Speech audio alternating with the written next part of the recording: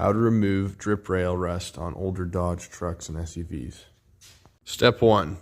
Cut the drip rail flush. Don't bother fixing it. Simply cut it flush with the body line. Grind it smooth, weld it, and grind it smooth again. Measure the needed length. Cut out 2-inch strip sections as long as you need them. Notch them. Fabricate to whatever you need. Bend the 2-inch piece like so with 1/2 inch on the end. Now tack it in place. Bondo and sand down the area until it is smooth. Finally, prime and paint the area.